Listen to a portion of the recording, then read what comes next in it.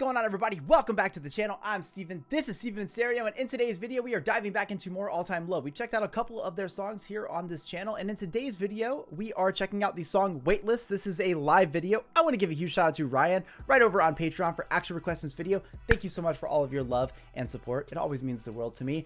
I have actually been pretty stoked with what I've been checking out from All Time Low. So one of the most recent songs I checked out from them was PMA, and I see that, like, you know, people were kind of iffy on that song. They weren't really sure how they felt about it. Some people really liked it. Some people were like, it's not really for me. I actually really enjoyed the song. I felt like it was really cool. It had a very modern sound, especially for it being a newer track. And like I said, with bands like All Time Low that have kind of been around for a while, it's cool to see them embrace certain things with newer sounds and find a way to still create their own unique sound within that. So needless to say, I was a fan of that song.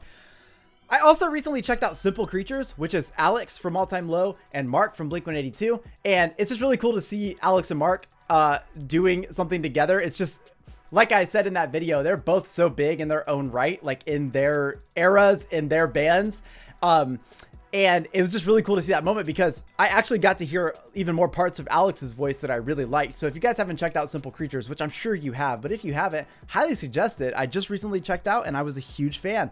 Now we're gonna check out Weightless, a live video, which I'm glad this is from 2010, or at least the video was uploaded in 2010. I'm not quite sure when this was actually recorded, but we're gonna dive in. Oh, I've seen something from this show, I think. God, they all had the fucking that hair. Turn a page, I'm a book, have fun, right? I wanna be laughed at, laughed with, just because. I wanna feel weightless, and that should be enough. But I'm stuck in this fucking rut, waiting on a second hand pick me up and... Okay, this is something that has always stood out to me about this this era of music. So one of my favorite bands is Bayside. So it's not like I was far off from listening to like All Time Low and stuff. They kind of like all existed around the same time. But one thing I've always loved is that artists in this era seem to use harmonies so well. Look, if you're not new to this channel, then you know that I am a sucker for a good harmony, especially when it's in my punk, my pop punk, skate rock, all that shit. I want to hear the harmonies because it's just, it gets me excited. Hearing it live right here, so good. That should be enough. I'm stuck in this fucking rut, waiting on a second hand pick me up, and I'm over, getting older.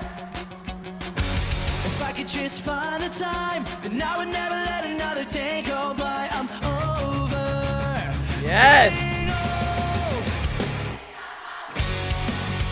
It's gonna be my year. Woo! I'm so sick of watching all the minutes pass as I go nowhere.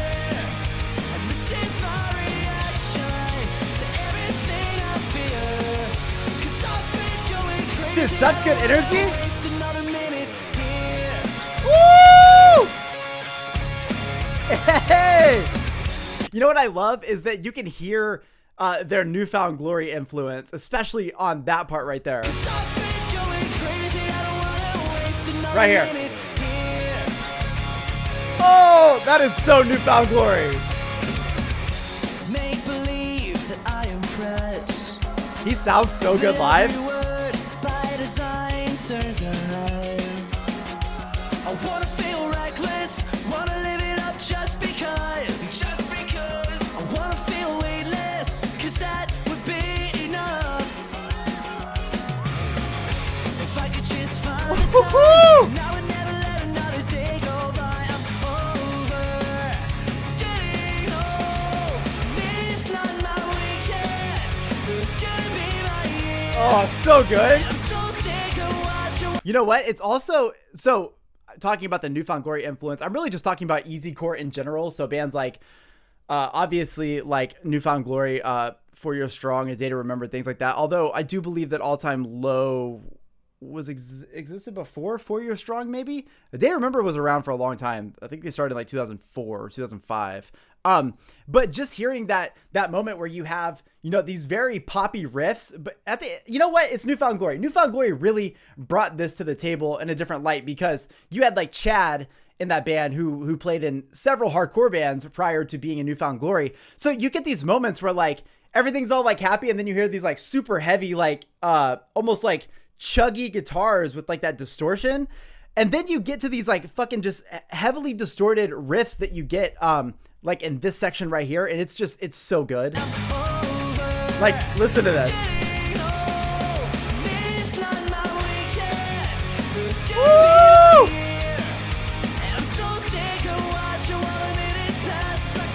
This makes me miss Warped Tour so much.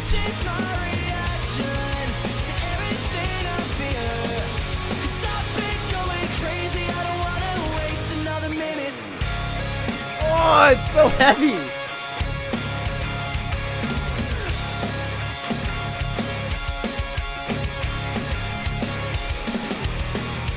This could be all the way for.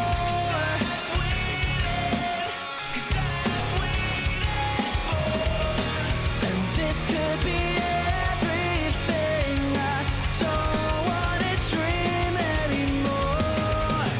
Maybe it's not my weekend. Oh, emo ballad moment. Where's the pile up? I've been going crazy. I'm stuck in here. Uh-oh. It's not my weekend. Woo-hoo-hoo. I'm so sick of watching all the minutes pass. Go to work. This is my reaction. Oh, the drum fills right there. Everything I feel. 'Cause I've been going crazy. I don't wanna waste another minute.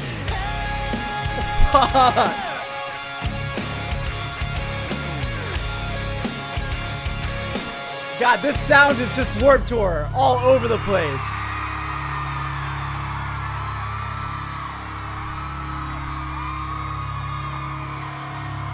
Is that the song that they usually close on?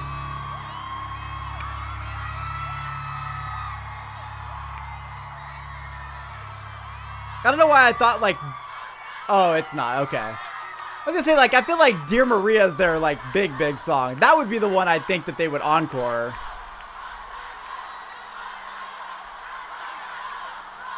You know, you all love this moment at a show. I never understand why bands do it. Still to this day, I've never understood it. Like, we know you're coming back and we know you're about to play the 3 popular songs everybody was waiting for, but yet I still find myself in the front on the stage screaming along with everybody else because I can't wait for it to happen. Even though I know it's going to happen, even though we could bypass all of this if we really wanted to, I still am so fucking excited when this part happens.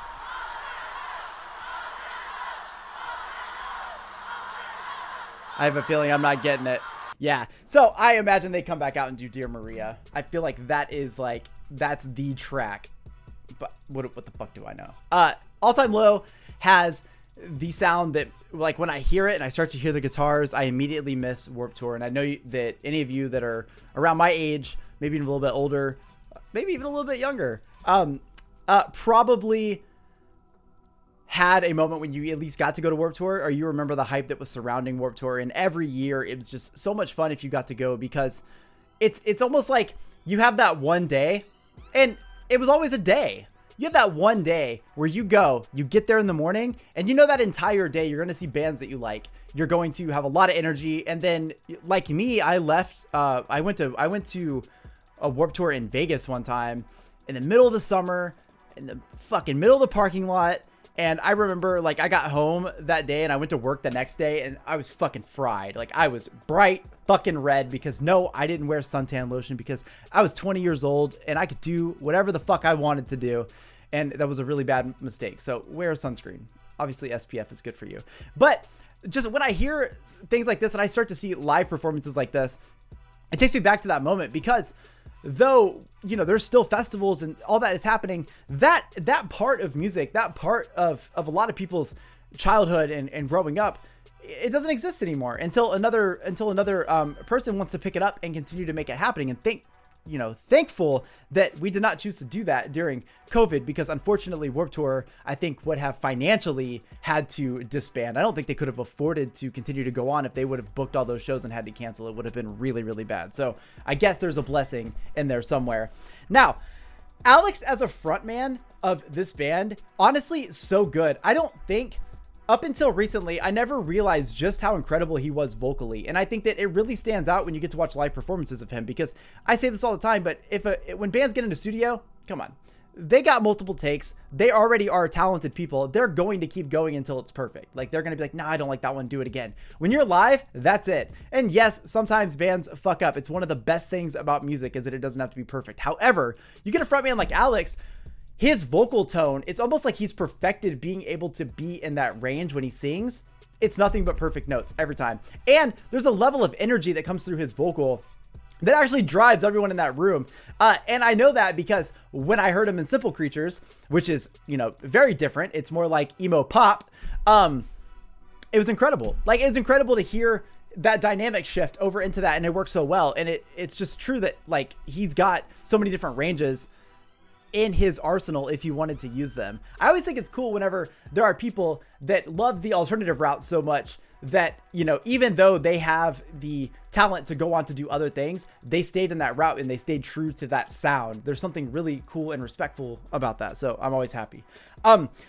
Watching the crowd in this was so sick, because you could see every time the guitar player, the bass player would get up on their little podium, you know, their little box they put in front, the crowd would just go nuts, like absolutely nuts. And those sing-alongs are some of the reasons that, like, I have so many values instilled in me from growing up and going to shows like this and hearing everyone in the crowd sing that same song at the same time. And even though All Time Low may have wrote this song, that song is for everybody. And at that moment, that song is everybody's. When everyone is singing at the same time, there's something so beautiful about that connection. Music is literally unfucking touchable. When people say, I don't know why you're into music so much, literally because what the fuck else is there to be into? Be into music. It is literally the voice for the voiceless sometimes. If I don't know how I'm feeling, or I don't want to say how I'm feeling, that's fine. I can grab a record off the shelf that's going to tell you exactly how I feel, word for word, verbatim. And I think that you could just see in the crowd, there were people that connect to this song on a whole different level. And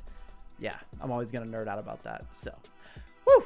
I want to give a huge shout out to Ryan over on Patreon for actually requesting this. Thank you so much. I hope you guys enjoyed checking out more All Time Low. I know a lot of you always ask for me to check them out, and I'm always glad when I get to. I know these videos don't get a lot of views. I don't give a shit. I hope you guys are having a lot of fun and having a lot of energy with it, because that's definitely how I'm feeling. I'm literally sweating. So I'll see you guys in the next one. Peace.